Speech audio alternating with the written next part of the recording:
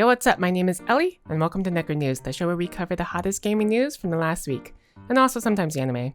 I usually have my co-host Booster with me, but this week it's just me because Booster needs a break. He had 2 panic attacks last week, so he needs a break, okay?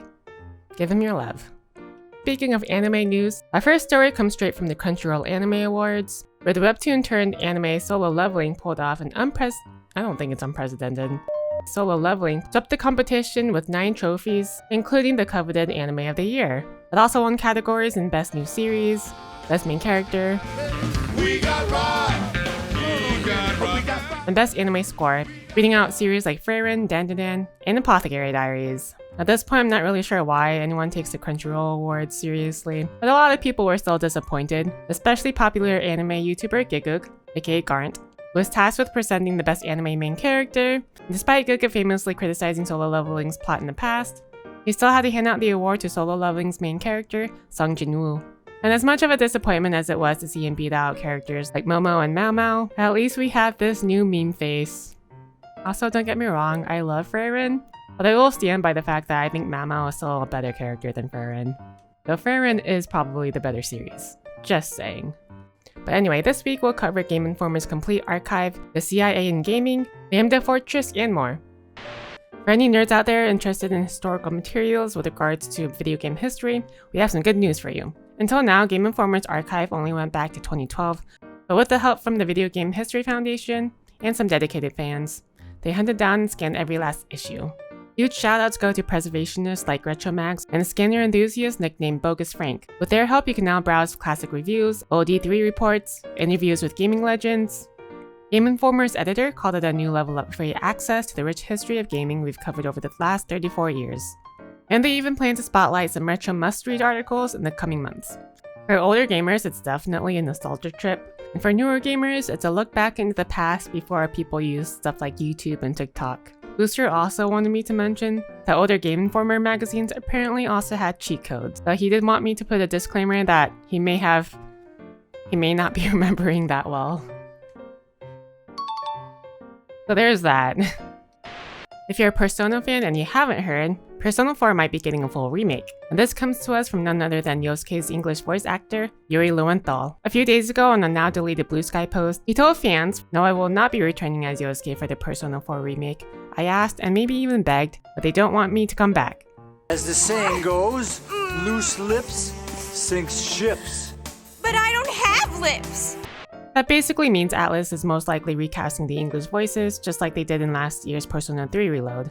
He wasn't the only one to mention this either though. Erin Fitzgerald, which is Chia's VA, also revealed that she wasn't likely to return either. Atlus still hasn't made an official announcement for the Persona 4 remake though, but they're probably going to announce it at some big gaming event later this year. And don't get me wrong, I did enjoy Persona 5, but I don't think I'll ever play any of the other Persona games because it took me over 100 hours to play the first Persona 5. I don't think I can with JRPGs anymore. Sorry. Remember how EA announced a big budget Black Panther game a couple years ago, being developed by their new studio Cliffhanger Games? Well, EA canceled the project and shut down Cliffhanger Games before a single screenshot ever saw the light of day.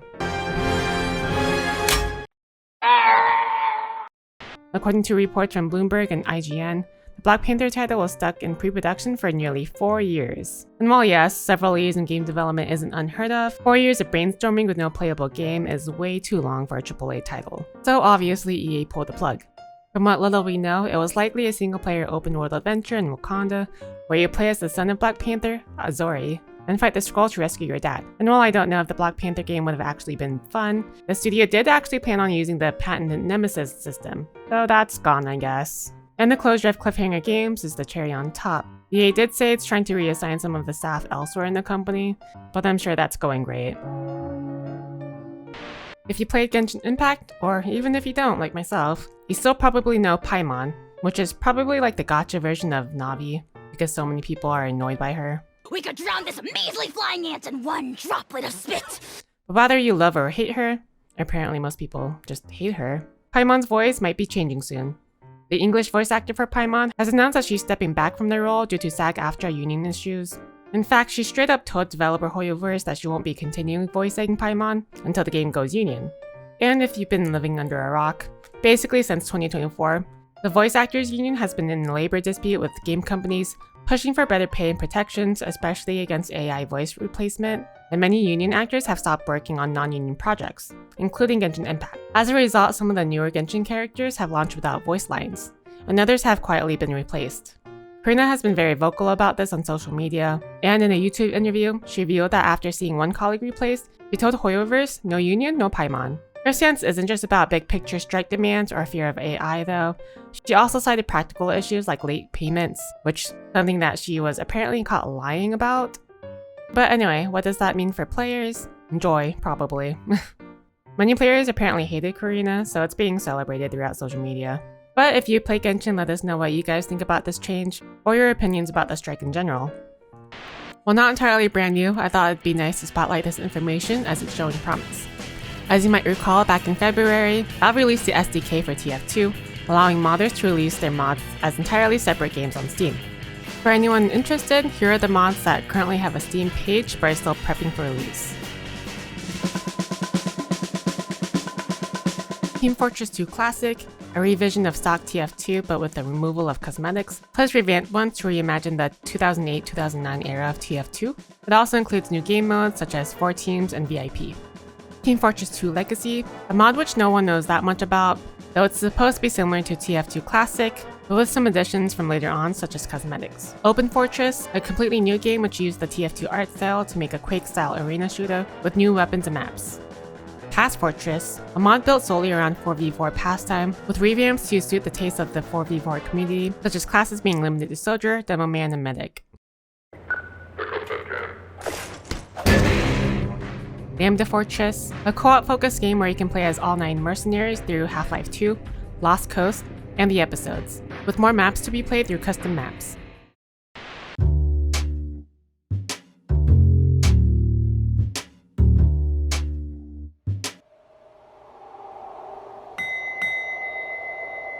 This week, Buried Alive Banger, a segment where we cover a game our community doesn't think has had enough attention, comes to us from Morgan, and is called Peaks of Yore. I haven't personally played it, but I do like climbing and it seems like a goofy little first-person climbing simulator, so why not?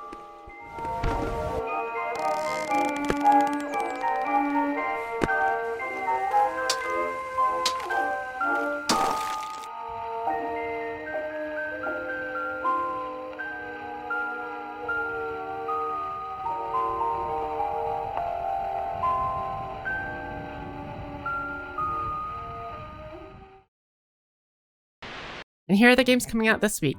The Switch 2 apparently comes out along with its game, so there you go. Is anyone actually getting a Switch 2? And here's our streaming schedule for the next week. Booster and I will basically just be playing Elden Ring all week, so yeah, enjoy that. Doing this by myself was not fun, but I hope you guys enjoyed it anyway. Special shout out though to our channel members for supporting us. If you do want to support the channel even more, consider joining and get special bonuses like bloopers and all that jazz. But anyway, until next time, goodbye!